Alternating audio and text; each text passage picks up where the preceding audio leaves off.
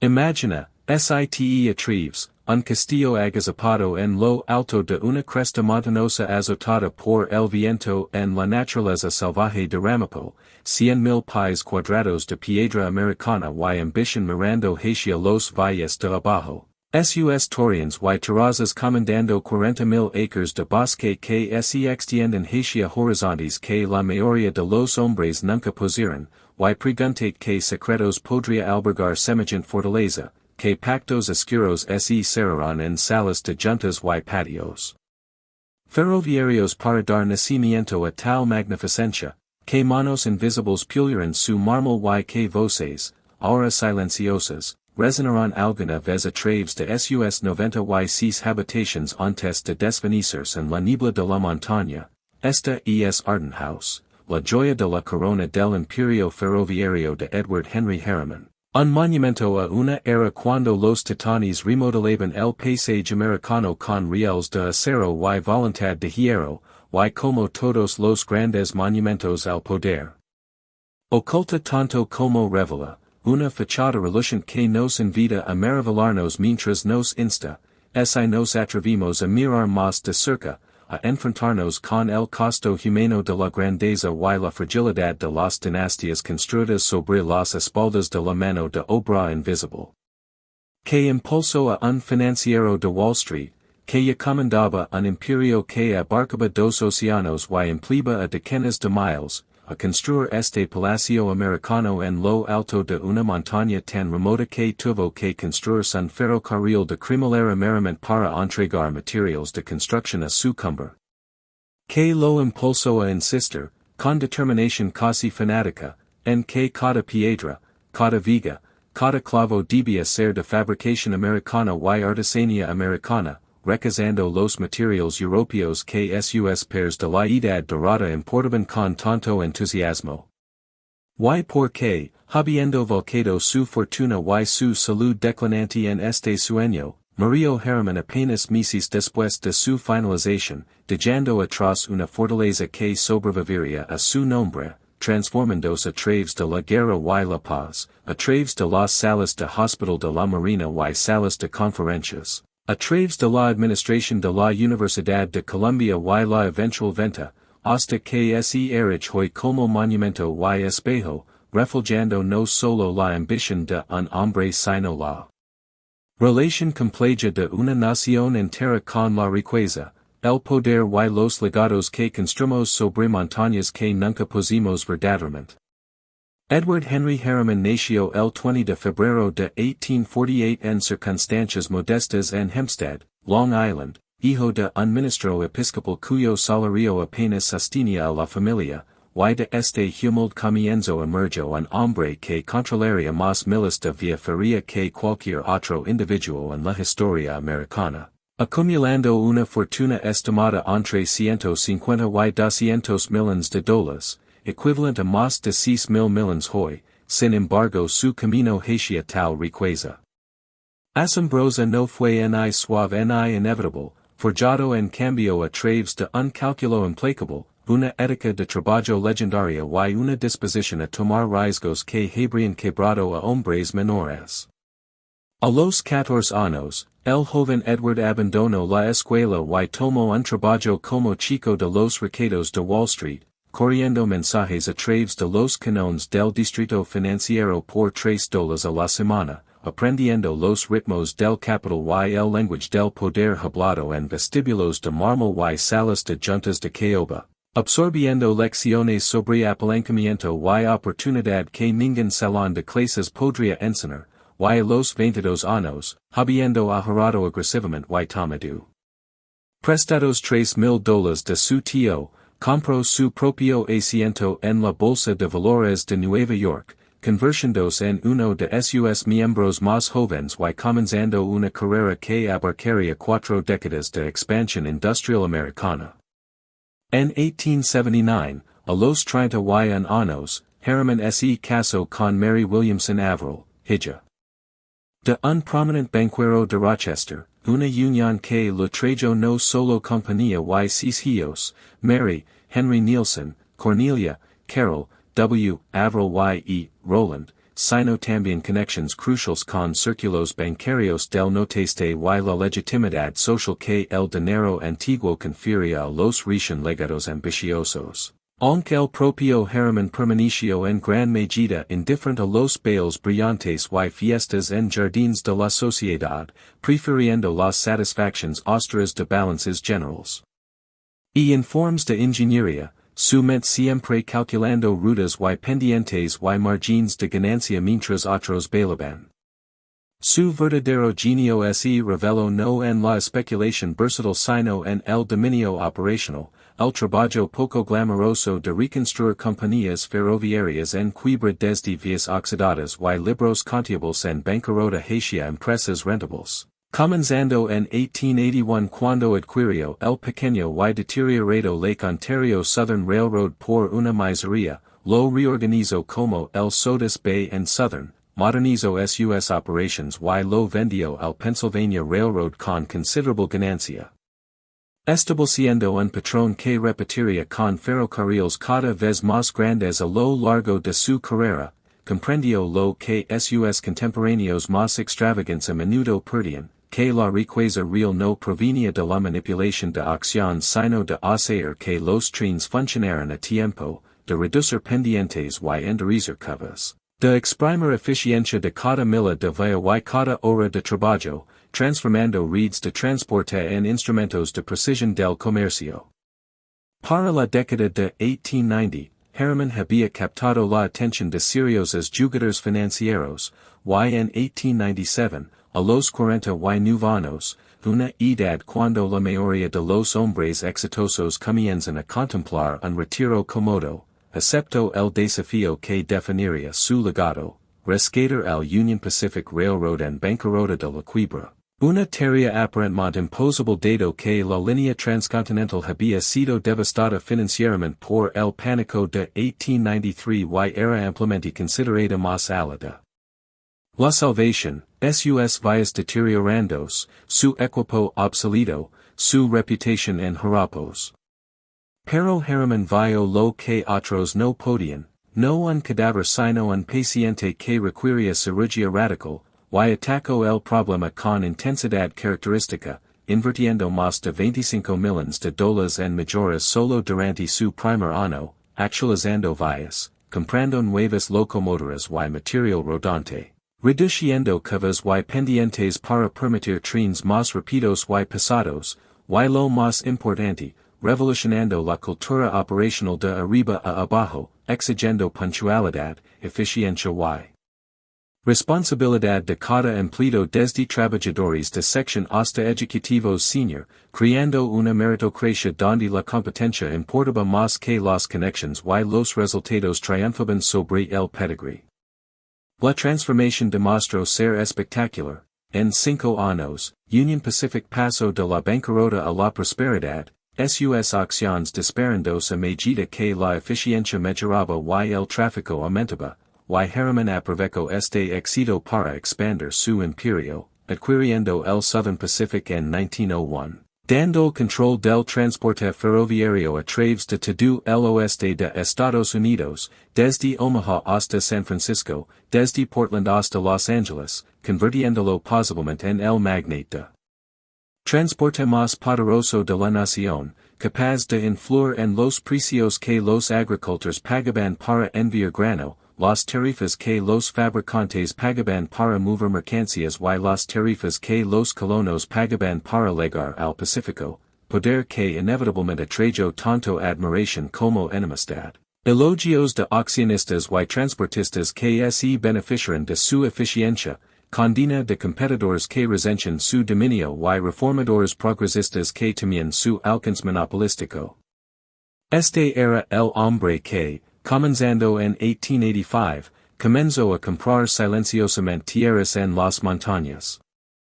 Ramapo del Condado de Orange, Nueva York, un área silvestre escarpada a unas 40 millas al noroeste de Manhattan, accesible solo por caminos ásperos que serpenteaban a través de valles empinados y bosques densos. Una ubicación improbable para una finca de fin de semana dado que la mayoría de sus pairs de la edad dorada prefieren los céspedes cuidados y las brisas oceánicas de Newport o las riberas gentiles del río Hudson, pero Harriman no era como la mayoría de los hombres, y es esencia. Atraído por la lejanía salvaje de estas montañas, su promesa de privacidad y espacio, su desafío de terreno que parecía reflejar su propio carácter complicado, simultáneamente abrazando el aislamiento y exigiendo conquista.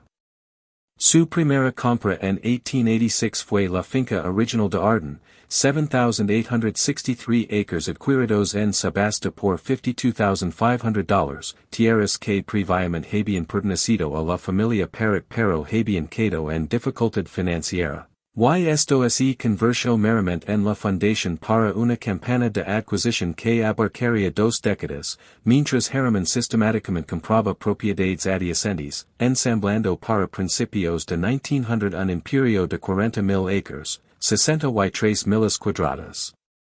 Convirtiéndolo en una de las propiedades privadas más grandes de los Estados Unidos del Este, un reino personal donde podía cazar, pesca, monta y lo más importante, escapar de las prisiones de Wall Street y el escrutinio de periodistas que cada vez más lo retrataban como un barón ladrón, un monopolista despiadado cuya riqueza provenía a expensas del público. Aquí, en estas montañas, Harriman construyó su primera casa de campo modesta, una estructura cómoda pero sin pretensiones donde su familia pasaba veranos y fines de semana. Pero a medida que su riqueza y poder crecieron durante la década de 1890 y en el nuevo siglo, cuando el éxito de Union Pacific lo convirtió en uno de los hombres más ricos de América, y mientras se acercaba a los 60 con una creciente conciencia de su propia mortalidad, su salud nunca había sido robusta, y para mediados de los 50 sufría de problemas digestivos persistentes que insinuaban el cáncer de estómago que finalmente lo mataría. Harriman comenzó a contemplar algo más grandioso, un verdadero asiento de poder, una estructura que encarnaría sus logros y consagraría el nombre de su familia en piedra y mortero, un legado que sobreviviría a su estancia terrenal. En 1905, habiendo conquistado la industria ferroviaria y acumulado riqueza más allá de las fantasias más salvajes de la mayoría de los hombres, Harriman decidió construir su castillo en la montaña, contratando a la prestigiosa firma arquitectónica de Nueva York Carrera en Hastings. La misma firma entonces diseñando la Biblioteca Pública de Nueva York y que más tarde crearía la colección Frick, para diseñar lo que se convertiría en una de las residencias privadas más grandes jamás construidas. En los Estados Unidos, un testamento no solo a la riqueza sino a una visión distintivamente americana de grandeza. Pero aquí emergió la primera pista de lo que hizo a Arden House verdaderamente exceptional entre las fincas de la Edad Dorada, porque mientras sus pairs, los Vanderbilt en Biltmore, los Rockefeller en Caicut, los Whitney en sus varias mansions, importaban rutinariamente mármol italiano, muebles franceses y artesanos europeos para crear palacios sudoeuropeos en suelo americano, Harriman inició una directiva que sorprendió incluso a sus arquitectos. Arden House sería construida enteramente con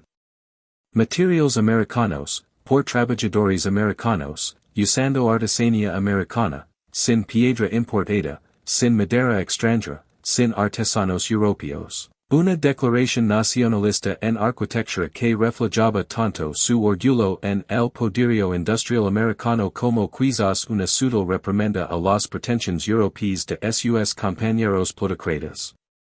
El sitio que eligió fue audaz, la cumbre del Monte Orama a 1,300 pies de elevación, una ubicación que ofrecía vistas panorámicas a través de su dominio de 40,000 acres pero presentaba desafíos logísticos asombrosos, porque, como construí una mansión de 100,000 pies cuadrados en lo alto de una montaña accesible solo por caminos de carretas ásperos. La solución de Harriman fue característicamente audaz, construir un ferrocarril de cremallera, una via empanada operada por cable que corría por la ladera de la montaña, capaz de transportar piedra, madera, hierro, trabajadores y equipo al sitio de construcción, transformando lo que podría haber sido un proyecto imposible en meramente uno extraordinariamente difícil. La cremallera misma se convirtió en una maravilla de ingeniería, testamento de la convicción de Harriman de que ningún obstáculo era insuperable dado sufficient capital y determinación. La construcción comenzó en serios en 1905 y continuaría durante 4 años, empleando a cientos de trabajadores que laboraron durante veranos y inviernos, a través de lluvia y nieve, extrayendo piedra local y cortando madera nativa, transportando materials por el ferrocarril de cremallera en cargas que parecían casi milagrosas en su peso y volumen, elevando gradualmente desde la corona rocosa de la montaña un palacio que desafiaba su ubicación remota, pero, ¿quiénes eran estos trabajadores? Estas manos invisibles que transformaron los dibujos del arquitecto en realidad tridimensional. La historia registra los nombres de los arquitectos, John Mervyn Carrere y Thomas Hastings, y preserva la visión de Harriman, pero los carpinteros y albañiles, los fontaneros y electricistas, los trabajadores que operaban el ferrocarril de cremallera y mezclaban mortero y ajustaban piedras, sus nombres se han perdido en el tiempo, absorbidos en la categoría anónima de trabajo, sus historias individuales borradas incluso cuando su logro colectivo permanece eterno. Podemos imaginarlos, sin embargo, basándonos en lo que sabemos de los proyectos de construcción de la Edad Dorada, probablemente inmigrantes o americanos de primera generación, hombres irlandeses y italianos y alemanes y polacos que buscaban salarios para mantener familias en apartamentos de vecindad en la ciudad de Nueva York o pequeños pueblos a lo largo del Valle del Hudson, hombres que viajaban en trenes o caminaban miles para llegar al sitio de construcción, que trabajaban días de días. Horas 6 días a la semana por salarios que parecían generosos según los estándares laborales pero representaban pequeñas fracciones del ingreso diario de Harriman, hombres cuyos cuerpos soportaron el costo de su visión en forma de dedos aplastados y huesos rotos y espaldas tensionadas por transportar piedras, cuyos pulmones se llenaron de polvo de piedra y cuyas manos se encalacieron por manjar madera áspera, cuyo trabajo era esencial pero cuyas personas permanecieron invisibles. Reconocidas solo en conjunto como trabajadores, en relatos periodísticos que se enfocaban abrumadoramente en la visión de Harriman y el genio de los arquitectos. La cosa que emergió de su esfuerzo fue asombrosa en escala. 100,000 pies cuadrados de espacio habitable distribuidos en 3 pisos, 96 habitaciones que iban desde cámaras privadas íntimas hasta grandes espacios públicos capaces de albergar a cientos, todas construidas en estilo beaux-arts americano que mezclaba elementos renacentistas y clásicos con proporciones y materiales distintivamente americanos, granito y piedra caliza extraídos de canteras del nordeste, maderas duras, cosecadas de bosques americanos, hierro forjado fabricado en fundiciones de Pennsylvania, creando un palacio que era inconfundiblemente grandioso pero desafiante americano en su rechazo a imitar modelos europeos. El exterior presentaba una solemnidad similar a una fortaleza, muros de piedra masivos elevándose desde la cumbre de la montaña como si el edificio de alguna manera hubiera crecido de la roca madre misma, con torres y torreones rompiendo la línea horizontal del techo, amplias terrazas, ofreciendo vistas panorámicas a través de los valles boscosos, y detalles arquitectónicos que lograban simultáneamente transmitir permanencia y poder. Este no era un delicado castillo europeo sino una fortaleza americana, construida para dominar su paisaje en lugar de mezclarse graciosamente dentro de él, una manifestación física del propio carácter de Harriman, austero, poderoso, sin disculpas. Dentro, sin embargo, la severidad se suavizaba en grandeza cuidadosamente calibrada, con la entrada principal abriéndose a un gran salón con pisos de mármol y paneles de roble, una chimenea masiva cuyo manto se alzaba más alto que un hombre, Y una escalera amplia que ascendía a través del núcleo vertical de la casa como una declaración escultórica de movilidad ascendente, dondequiera que era la vista, encontraba evidencia de enorme riqueza desplegada con gusto relativamente contenido, porque Harriman no era Vanderbilt coleccionando tesoros artísticos europeos por montones, ni fric obsesionado con viejos maestros, sino más bien un hombre de negocios que apreciaba la calidad sin requerir ostentación, que quería que su casa impresionara pero no abrumara, que demostrara logro sin descender a la exhibición vulgar. Los 96 habitations incluyen múltiples salones y salas de estar, un comedor masivo capaz de sentar a docenas, una biblioteca albergando la colección sorprendentemente extensa de libros técnicos y históricos de Harriman, dormitorios para la familia y invitados, y, críticamente, amplios cuartos de servicio. Porque tal mansión no podía funcionar sin un ejército de trabajadores domésticos cuyo trabajo permanecía tan invisible como el de las cuadrillas de construcción, pero suya presencia era absolutamente esencial para mantener la ilusión de lujo sin esfuerzo que las grandes casas existen para crear. ¿Quién dotó de personal a Arden House durante la ocupación de la familia Harriman?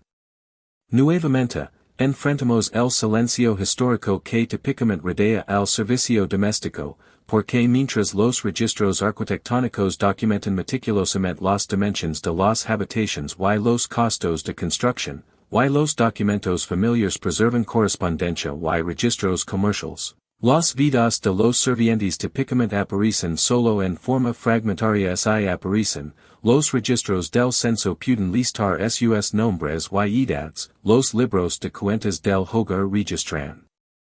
sus salarios, pero sus pensamientos, experiencias, relations y perspectivas han desaparecido en gran medida, consideradas insuficientemente importantes para preservar. Sin embargo, podemos reconstruir el patrón general a partir de lo que sabemos de fincas similares. Una casa de este tamaño habría requerido un personal de al menos 30 a 40 personas durante la residencia de la familia, supervisado por una jerarquía tan rígida como cualquier estructura corporativa, con un mayordomo gestionando el personal masculino, un AMA de lave supervisando a los servientes, y un chef comandando la cocina, mientras debajo de ellos laboraba un ejército de especialistas, lacayos para servir comidas y responder puertas, criadas para limpiar habitaciones y cambiar sábanas, ayudantes de cocina para asistir al chef, lavanderas para lavar y planchar, ayudas de cámara y doncellas personales para atender a los miembros de la familia, cacheros y más tarde chauffeurs para mantener vehículos y conducir a los miembros de la familia, jardineros para cuidar las terrazas y caminos, y un hombre de calderas para mantener el sistema de calefacción que mantenía este montón masivo habitable durante los duros inviernos de montaña. Estos servientes ocupaban un universo paralelo dentro de Arden House, habitando las habitaciones del ático y los cuartos del sótano que los invitados nunca veían, usando escaleras traseras y corredores de servicio que les permiten moverse por la casa sin ser observados, comiendo en un comedor de servientes separado del comedor familiar, y viviendo bajo regulaciones que gobernaban todo desde su apariencia hasta sus horas libres, sus relaciones románticas hasta sus prácticas religiosas. Se esperaba que estuvieran presentes pero invisibles, atentos pero discretos, ejecutando perfectamente sus deberes mientras nunca imponían sus personalidades o necesidades sobre sus empleadores, manteniendo la elaborada ficción de que las familias ricas simplemente vivían en casas pristinas y bien organizadas donde las comidas aparecían mágicamente, la ropa se limpiaba sola, y las habitaciones permanecían perpetuamente libres de polvo a través de algún proceso natural que no requería esfuerzo humano. Los salarios que ganaban, aunque superiores al trabajo de fábrica o agrícola, representaban una desigualdad profunda, porque un mayordomo podría ganar $60 al mes, considerado excelente pago para el servicio doméstico, mientras el ingreso anual de Harriman excedía los $10 millones. Significando que el mayordomo tendría que trabajar más de 13,000 años para igualar lo que su empleador ganaba en un solo año, una disparidad tan vasta como para ser casi incomprensible. Convirtiendo a amo y serviente en habitantes de universos económicos diferentes a pesar de vivir bajo el mismo techo. Sin embargo, para muchos servientes, los puestos en fincas como Arden House representaban el pináculo de su profesión, ofreciendo no solo salarios sino también alojamiento, comida y asociación con un hogar prestigioso que podía mejorar su posición dentro de la jerarquía de servientes. Un lacayo en Arden House podía aprovechar esa experiencia para asegurar un puesto de mayordomo en un establecimiento menor, mientras que una doncella personal que servía a la SRA Harriman ganaba credentials valiosas durante toda su carrera, y algunos servientes pasaban décadas con una sola familia, desarrollando relaciones complejas que trascendían la dinámica empleador-empleado sin alcanzar nunca nada parecido a la igualdad. Atados por necesidad económica y convención social en patrones de deferencia que ocasionalmente enmascaraban afecto genuino pero nunca borraban el desequilibrio fundamental de poder en el núcleo de la relación. Estas eran las personas que pulían los pisos de mármol de Arden House, que avivaban sus calderas en las mañanas de invierno, que planchaban su ropa blanca y preparaban sus comidas, que mantenían los sistemas mecánicos y limpiaban las ventanas y respondían las campanas, cuyo trabajo creaba el ambiente de comodidad y belleza que permitía a la familia Harriman concentrarse en actividades superiores, negocios, filantropía, obligaciones sociales, sin ser agobiados por preocupaciones cotidianas sobre comida o limpieza o calor, y sin embargo sus nombres, sus historias, sus perspectivas sobre esta cosa extraordinaria y la familia a la que servían han perdido casi por completo, preservadas solo en forma fragmentaria en documentos que los trataban como gastos en lugar de personas, como funciones en lugar de individuos con esperanzas y sueños y penas iguales en significado a los de la familia a la que servían. Pero Edward Henry Harriman, el hombre cuya visión creó este reino de montaña, el titan ferroviario cuyo imperio abarcaba un continente, que comandaba decenas de miles de empleados y ejercía influencia que ligaba al Congreso y la Casa Blanca, este hombre nunca disfrutó verdaderamente de su palacio, porque incluso mientras la construcción avanzaba, su salud estaba fallando. El cáncer de estómago que quizás había estado creciendo silenciosamente durante años ahora hacía su presencia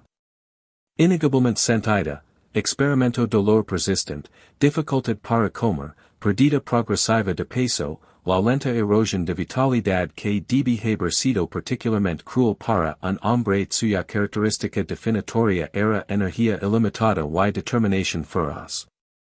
Sabía, mientras inspeccionaba el progreso de la construcción durante esos años finales, que estaba construyendo un monumento que apenas habitaría. Comprendía que Arden House se convertiría menos en su hogar que en su memorial. El registro histórico no ofrece respuestas claras, porque Harriman no era dado a la introspección o autorrevelación, conduciendo su vida con el mismo secretismo celosamente guardado que trae a las negociaciones ferroviarias, manteniendo sus pensamientos y temores en gran medida para sí mismo, presentando al mundo una fachada imposible que revelaba poco de cualquier agitación interna que pudiera haber sentido. Lo que sí sabemos es que en 1906, incluso mientras Arden House se elevaba piedra por piedra en su cumbre montañosa, el presidente Theodore Roosevelt, él mismo una figura complicada, simultáneamente alabando el poder productivo del capitalismo y buscando restringir sus excesos, ordenó a la Comisión de Comercio Interestatal investigar las tenencias ferroviarias de Harriman, cuestionando así su control tanto de Union Pacific como de Southern Pacific constituía un monopolio ilegal que violaba las leyes antimonopolio, iniciando procedimientos que perseguirían los años finales de Harriman y dañarían su reputación pública incluso cuando su imperio comercial alcanzaba su cenit.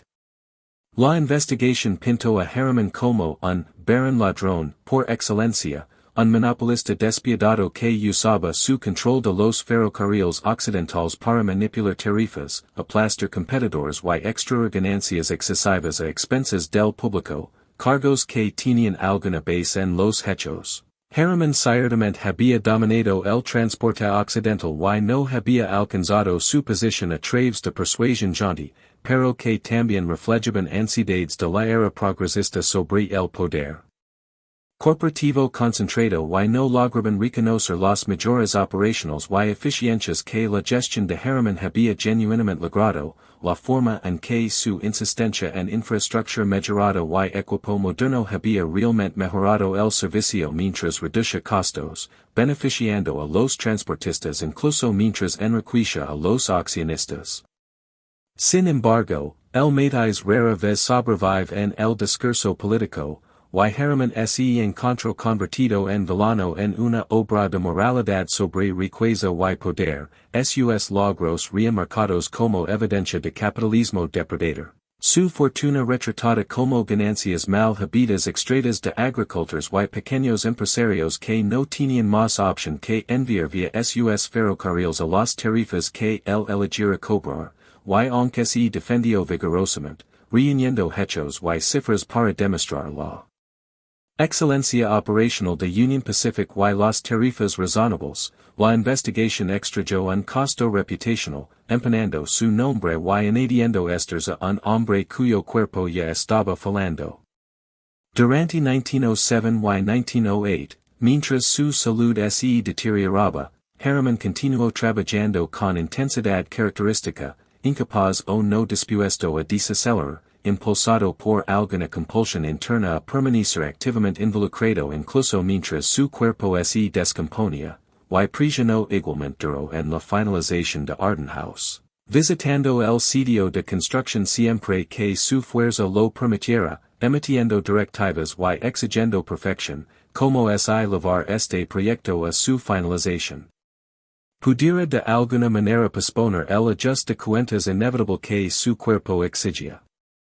La cosa finalmente se terminó en el verano de 1909, un triunfo de arquitectura y ingeniería, un palacio digno de cualquier monarca europeo trasplantado a una montaña americana y ejecutado enteramente con materials y artesanía nativos, pero Harriman solo tenía meses de vida, porque el cáncer de estómago que lo había estado matando lentamente ahora avanzaba rápidamente, causando dolor insoportable que ninguna cantidad de medicación podía controlar completamente, reduciéndolo del titan dinámico.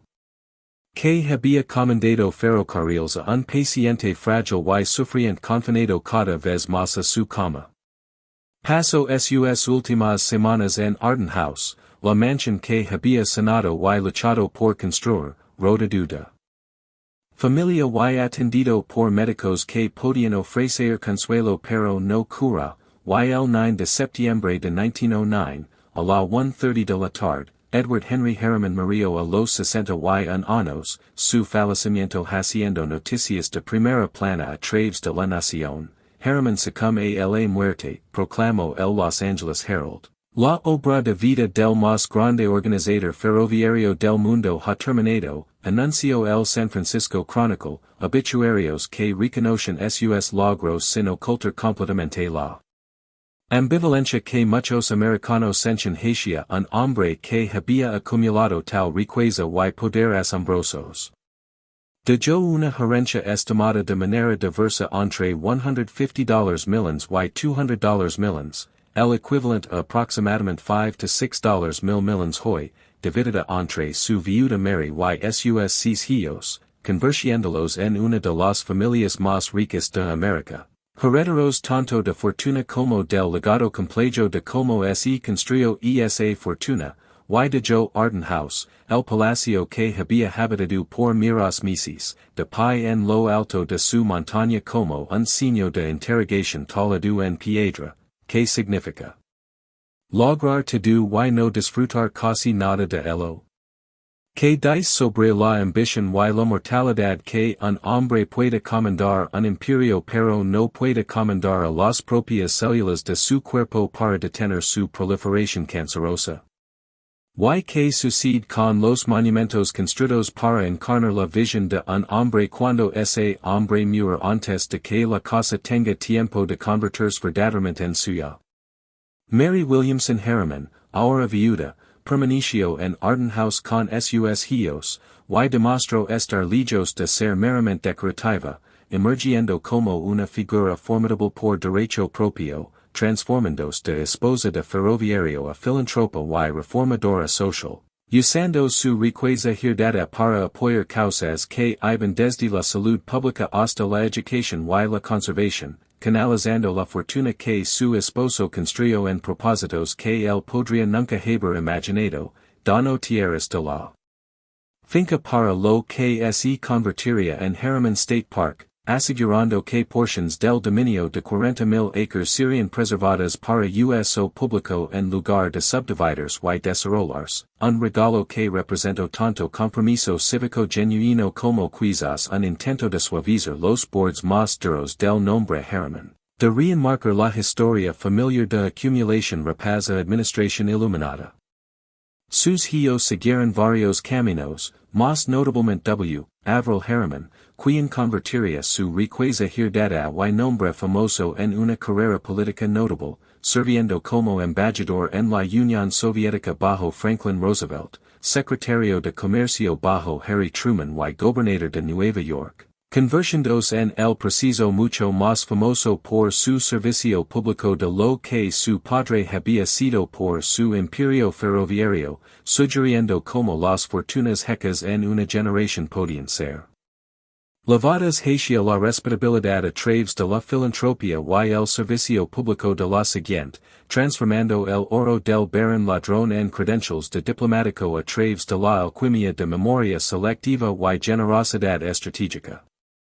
Durante las décadas de 1910, 20, 30 y 40, Arden House funcionó como la finca de campo de la familia, un retiro privado donde los Harriman se reunían para vacaciones y veranos, donde recibían invitados distinguidos que iban desde políticos hasta artistas, donde la siguiente generación de la familia creció en medio de privilegios que el propio Harriman, nacido en el hogar modesto de un ministro, apenas podría haber imaginado en su juventud, pero la gran casa, construida para la visión de un hombre, parecía de alguna manera hueca sin él, demasiado grande para cualquier domesticidad cómoda, demasiado formal para verdadera relajación, un monumento que su propia grandeza hacía ligeramente opresivo, como es el fantasma de Harriman en caminara por sus corredores emitiendo demandas silenciosas de eficiencia y excelencia que ninguna cantidad de riqueza heredada podía satisfacer.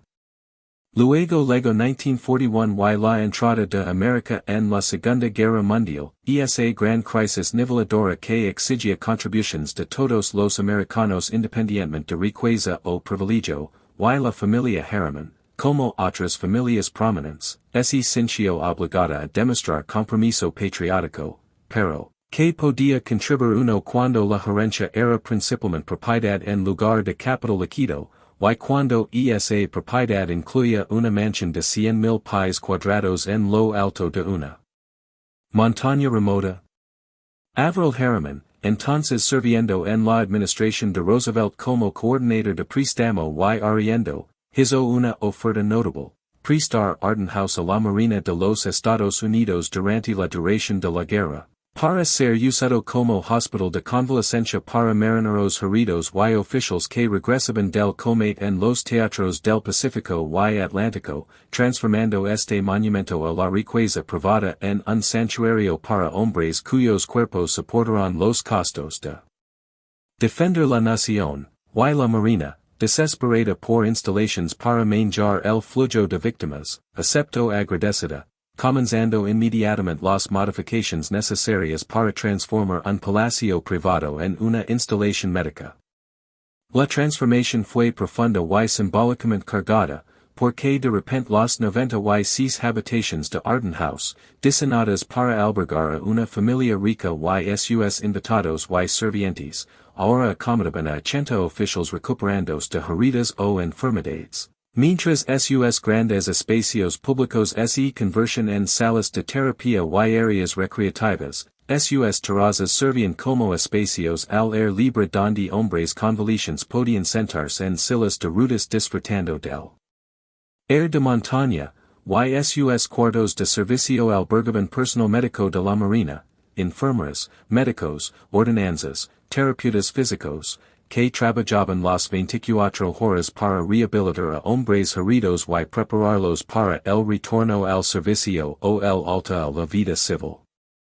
Entre 1942 y 1945, miles de militares pasaron por lo que se convirtió en oficialmente designado como el Hospital de Convalescencia Naval de Estados Unidos, Harriman, Nueva York, hombres que llegaron portando heridas de batallas en Guadalcanal, Iwo Jima, Okinawa, de ataques de torpedos en el Atlántico, de accidentes de aviación durante entrenamiento. Hombres cuyos cuerpos estaban rotos pero cuyos espíritus la marina esperaba reconstruir a través del descanso, tratamiento y la peculiar calidad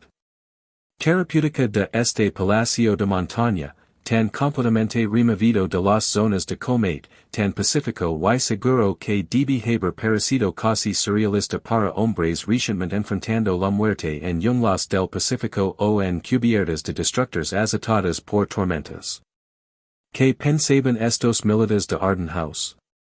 Apreciaban la ironía de convalecer en un palacio construido por la fortuna de un barón ferroviario, o simplemente lo aceptaban como otra experiencia extraña en una guerra llena de dislocations y juxtapositions surreals.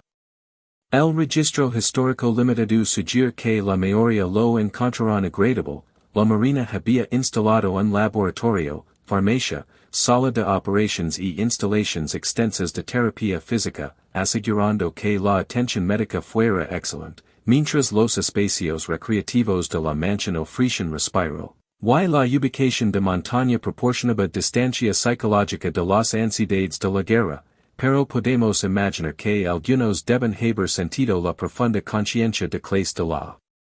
situación, hombres pobres y de clase trabajadora cuyas vidas previas a la guerra no se parecían en nada al lujo que Arden House encarnaba ahora ocupando habitaciones diseñadas para la élite de la sociedad, caminando sobre pisos de mármol que podrían haber limpiado en otra vida, siendo servidos en comedores donde nunca habrían sido invitados como huéspedes, la guerra suspendiendo temporalmente jerarquías de clase que se reafirmarían en el momento en que cesaron las hostilidades. Y de hecho, cuando la guerra terminó en 1945, la marina devolvió Arden House a la familia Harriman. Los militares heridos partieron para reanudar vidas civiles o continuar carreras militares, y la mansión quedó vacía, esperando su siguiente encarnación. Porque se había vuelto claro para la familia que la era de Arden House como residencia privada había terminado efectivamente, la guerra había cambiado América, la estructura tributaria había cambiado, la pura impracticabilidad de mantener un Palacio de 100,000 pies cuadrados con su personal recorrido se había vuelto innegable, y quizás más significativamente, el momento cultural que produjo tales cosas había pasado, matado por la depresión y la guerra y valores cambiantes que hacían que la grandeza de la edad dorada pareciera no aspirational sino vagamente vergonzosa, reliquias de una era mejor olvidada que celebrada. En 1950, Avril Harriman, para entonces una figura importante en la política del Partido Demócrata y la administración de Truman, tomó una decisión que transformaría fundamentalmente Arden House, donó la finca a la Universidad de Columbia, regalando la mansión y 450 acres a la institución con la estipulación de que se usara para propósitos públicos, específicamente como el hogar de the American Assembly, un nuevo centro de pensamiento y conferencias que el presidente de Colombia Dwight D.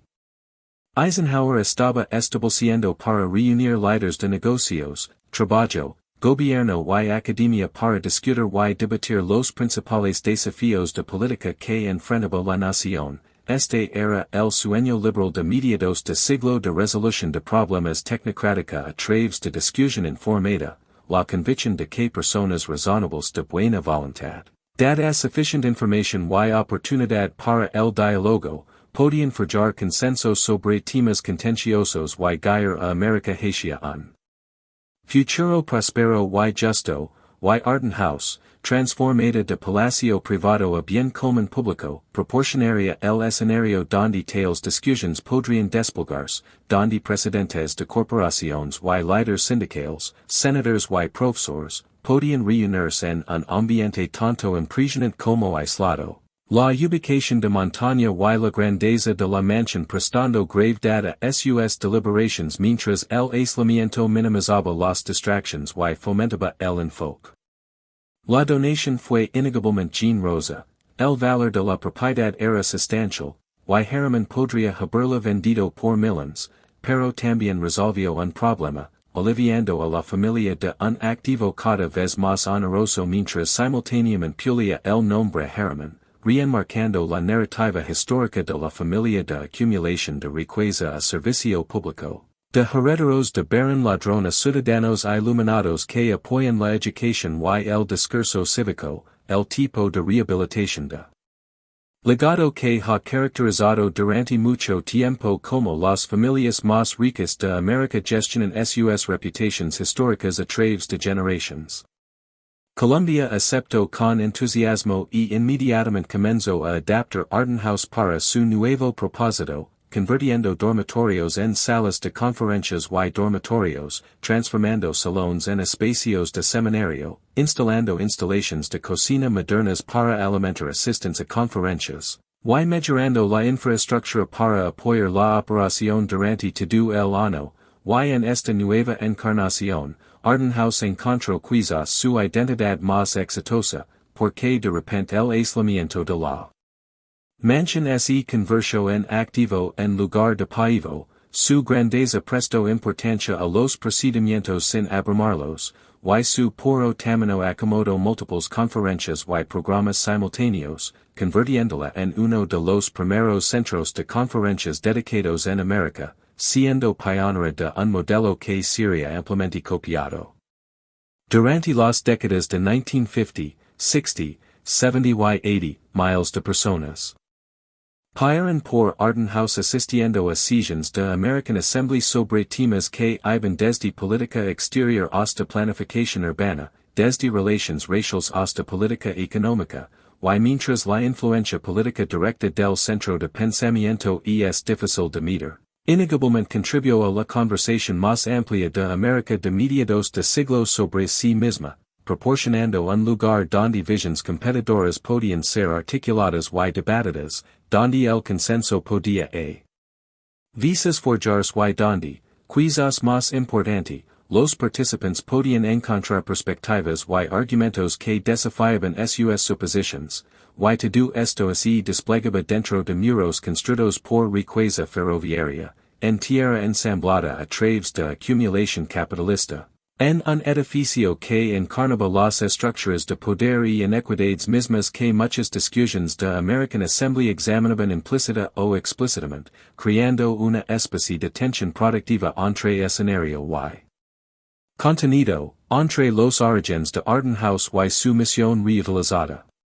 Pero incluso mientras Columbia operaba Arden House exitosamente como un centro de conferencias, las preguntas sobre su historia permanecen en gran medida sin examinar, porque la narrativa dominante enmarcaba la finca en términos simples. Harriman, gran constructor ferroviario, creó esta casa magnífica, su hijo generosamente la donó a Columbia. Ahora serve propósitos públicos. Una historia directa de logro americano y filantropía que eludia complejidades incómodas sobre cómo Harriman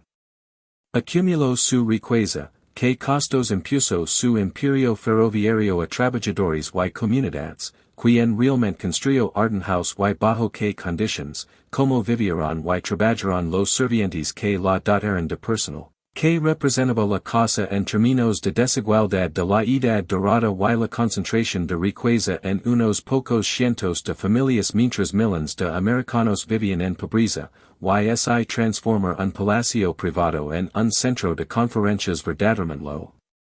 Democratizo o simplemente creó una nueva forma de acceso de élite donde en lugar de anfitriones de sociedad determinando listas de invitados, administradores universitarios y directores de centros de pensamiento controlaban invitations. Estas preguntas en gran medida no se hicieron durante la administración de Columbia, porque la institución estaba enfocada en operar el centro de conferencias eficientemente y aprovechar el valor de la propiedad para apoyar su misión educativa, no en conducir investigaciones históricas incómodas que podrían complicar el legado generoso de la familia Harriman o plantear preguntas inquietantes sobre el propio papel de Columbia en perpetuar ciertas narrativas sobre riqueza y poder, y así Arden House permaneció en una especie de limbo histórico, simultáneamente famosa y incomprendida, sus hechos básicos conocidos mientras sus significados más profundos permanecen inexplorados, un monumento cuyas superficies habían sido documentadas exhaustivamente pero cuyos cimientos permanecen en gran medida sin excavar. Para principios de la década de 2000, Columbia enfrentó decisiones financieras difíciles sobre Arden House, porque mantener una propiedad de montaña remota con infraestructura extensa y un edificio que requería mantenimiento constante se había vuelto cada vez más costoso, mientras cambios en patrones de conferencias y retiros. El surgimiento de lugares alternativos, prioridades institucionales cambiantes, capacidades tecnológicas en evolución para reuniones remotas, hacen que la propiedad pareciera menos essential para la misión de Columbia de lo que había parecido en 1950, y en 2007, después de más de 5 décadas de propiedad, Columbia vendió Arden House y 450 acres al Open Space Institute, una organización de conservación, por $4.50 millions, terminando la relación directa de la universidad con la propiedad mientras aseguraba que la finca sería protegida del desarrollo y potencialmente hecha más accesible públicamente. El Open Space Institute, a su vez, luchó con los desafíos de poseer una mansión de 100,000 pies cuadrados que requería millones en mantenimiento mientras servía una misión de conservación enfocada en la protección de tierras en lugar de operación de edificios, y en 2011, OSI vendió la propiedad al Research Center on Natural Conservation, una organización sin fines de lucro que actualmente opera Arden House como un centro de conferencias con 97 habitaciones para huéspedes. Continuando la evolución de la propiedad a través de varias formas de propiedad institucional, cada heredero de la visión de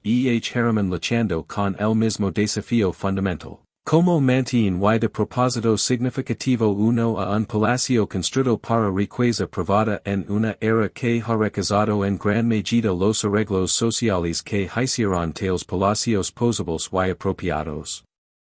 Y así Arden House se erige hoy, más de un siglo después de su finalización, todavía comandando su cumbre montañosa, todavía impresionando a los visitantes con su escala y grandeza, todavía funcionando como un centro de conferencias donde la gente se reúne para discutir, debatir y sonar, pero también de pie como algo más que solo un edificio, sirviendo como una especie de archivo tridimensional de ambición americana, desigualdad, trabajo, transformación y los precisos complejos a través de los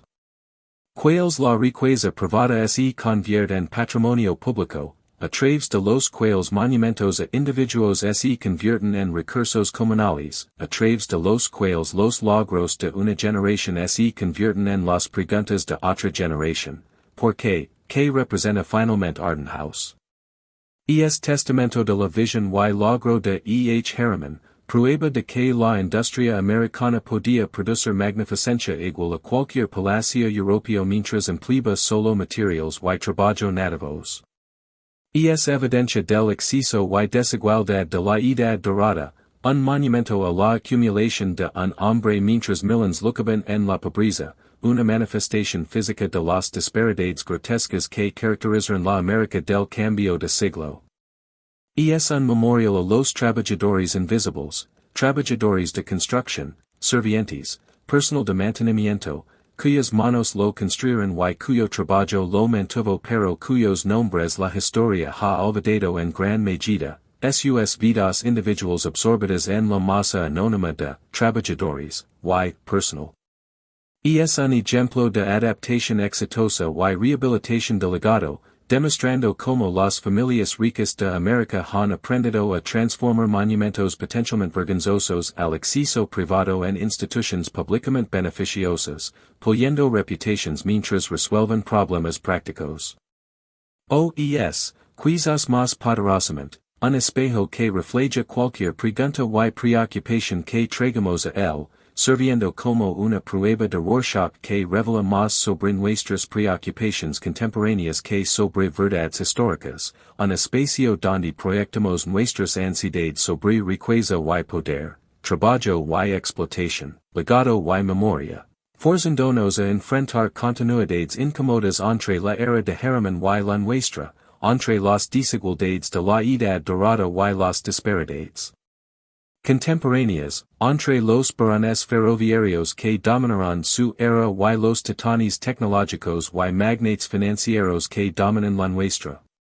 Considera como el lenguaje visual de Arden House ha permeado nuestra imaginación cultural, como su grandeza beaux-arts americana se ha convertido en abreviatura de dinero antiguo, en películas y programas de televisión. Como su entorno montañoso y solidez similar a una fortaleza transmiten poder y permanencia de maneras que estilos arquitectónicos más delicados no pueden igualar, como ha establecido una plantilla que continúa influyendo en cómo imaginamos riqueza y éxito, creando expectativas sobre cómo se ve el logro en forma física, y sin embargo considera simultáneamente como ese lenguaje visual obscuras tanto como revela, como la fachada impresionante del Palacio dirige nuestra atención lejos del trabajo que lo construyó, los sirvientes que lo mantuvieron, los trabajadores ferroviarios cuyos salarios fueron suprimidos para generar ganancias que pagan por piedra y madera, las comunidades desplazadas o interrumpidas por la expansión ferroviaria, los costos ambientales tanto de la construcción ferroviaria como de la construcción de fincas, las consecuencias humanas de riqueza y poder concentrados que Arden House encarna pero no reconoce explícitamente. Esta es la paradoja en el núcleo de Arden House, es simultáneamente magnífica y inquietante, impresionante y desconcertante, un testamento del logro humano y un monumento a la desigualdad humana, mereciendo tanto admiración como crítica. Ni enteramente noble ni completamente despreciable sino más bien ocupando ese territorio moral complejo donde la mayor parte de la realidad histórica realmente reside, frustrando nuestro deseo de héroes y villanos simples, exigiendo en cambio que sostengamos múltiples verdades simultáneamente. Harriman fue tanto un gerente brillante que genuinamente mejoró las operaciones ferroviarias como un monopolista despiadado que ejerció poder excesivo, que Arden House es tanto una obra maestra arquitectónica como un símbolo de exceso de la edad dorada, que su uso actual como centro de conferencias es tanto genuinamente de espíritu público como una forma de acceso de élite que excluye a la mayoría de los americanos tan efectivamente como lo hizo su propósito privado original, que su preservación es tanto culturalmente valiosa como potencialmente una evasión de preguntas más difíciles sobre si mantener tales monumentos serve algún propósito más allá de la nostalgia y el turismo. ¿Qué lecciones nos ofrece Arden House hoy, mientras enfrentamos nuestra propia era de desigualdad asombrosa, donde multimillonarios tecnológicos acumulan fortunas que hacen que Harriman parezca casi modesto en comparación, donde la brecha entre ricos y pobres se acerca a las proporciones de la edad dorada? Donde los trabajadores esenciales permanecen en gran medida invisibles mientras su trabajo permite vidas cómodas para los privilegiados, donde preguntas sobre poder, responsabilidad, legado y las responsabilidades sociales de la riqueza se sienten urgentemente contemporáneas a pesar de ser preocupaciones perennes. Quizás Arden House nos enseña que la riqueza, por vasta que sí, no puede comprar inmunidad del tiempo o la mortalidad, que toda la piedra y mármol que Harriman comando no pudo extender su vida ni un día más allá de lo que su cuerpo devastado por el cáncer permitiría. Que los monumentos destinados a inmortalizar a sus constructores a menudo terminan como monumentos a los propósitos de otras personas, que ninguna cantidad de control sobre las circunstancias presentes garantiza control sobre. Significados y usos futuros. Harriman construyó un palacio privado que se convirtió en un hospital de la marina, luego un centro de conferencias, luego una propiedad de conservación. Y quien sabe que encarnaciones futuras esperan. Quizás nos enseña sobre la persistencia obstinada de estructuras de clase y desigualdades, la forma en que las sociedades continuamente reproducen jerarquías incluso mientras las formas específicas cambian, la forma en que los cuartos de servicio se convierten en alojamiento de personal se convierten en habitaciones de dormitorio. La forma en que grandes salones diseñados para fiestas de sociedad se convierten en espacios de seminario donde elites profesionales se reúnen, la forma en que el privilegio privado se transforma en acceso institucional pero la exclusión persiste, solo en nuevas formas con nuevos porteros y nuevas justificaciones. Quizás nos enseña sobre los precisos complejos a través de los cuales América ha manejado su relación incómoda con la gran riqueza, ni abrazando completamente la aristocracia ni previniendo exitosamente su formación, ni celebrando barones ladrones sin crítica ni enfrentando verdaderamente los sistemas que permitieran su acumulación, en cambio involucrándose en una negociación continua donde fortunas privadas son parcialmente selectivamente canalizadas hacia propósitos públicos a través de filantropía y donaciones institucionales, permitiendo que la riqueza compare una especie de redención, transformando ganancias mal habidas en fundaciones y museos y edificios universitarios cuya respetabilidad lava orígenes questionables. O quizás, lo más importante, Arden House nos enseña la importancia crucial de hacer preguntas, de mirar más allá de fachadas impresionantes para examinar fundaciones, de recuperar historias invisibles de trabajo y servicio, de insistir en que los monumentos cuentan historias completas en lugar de leyendas selectivas, de entender que cada gran cosa es también un documento social que revela estructuras de poder y arreglos económicos, sistemas de creencias y valores culturales, aspiraciones y ansiedades de la era que la produjo, y que nuestra responsabilidad como herederos de estos monumentos no es ni celebración acrítica ni rechazo total sino más bien el trabajo más duro de enfrentamiento honesto, reconociendo tanto logro como costo, tanto magnificencia como explotación, tanto las habilidades genuinas y visión requeridas para crear tales estructuras como el trabajo y sacrificio que requieran de personas cuyos nombres nunca conoceremos, cuyas vidas importaran tanto como las de las familias famosas a las que sirvieron pero cuyos rastros históricos son infinitamente más tenues, cuyas historias deben ser recuperadas a través de investigación cuidadosa y reconstrucción imaginativa porque nadie pensó que valía la pena preservarlas en ese momento. Arden House se erige hoy no como respuesta sino como pregunta, no como libro cerrado sino como conversación continua, no como monumento terminado sino como preciso histórico vivo, y nos acercamos a ella con curiosidad y compromiso crítico, con apreciación por su arquitectura y escepticismo sobre sus leyendas, con conciencia tanto de lo que revela como de lo que oculta, entonces quizás pueda servir no solo como atracción turística o lugar de conferencias sino como maestra, ayudándonos a entender nuestro pasado más completamente para que podamos navegar nuestro presente más sabiamente, ofreciendo no certezas cómodas sino incomodidad productiva, el tipo de conciencia histórica que reconoce complejidad, reconoce complicidad, y insiste en que podemos admirar el logro humano mientras simultáneamente enfrentamos el costo humano. Que podemos preservar edificios hermosos mientras interrogamos los sistemas que hicieron posible su belleza, que podemos honrar el logro individual mientras recordemos el trabajo colectivo, que podemos aprender de la historia sin ser paralizados por sus ambiguidades morales, porque si Arden House nos enseña algo, es que el pasado nunca es simple, el legado siempre es contestado, y cada monumento construido sobre una montaña proyecta una sombra en el valle de abajo.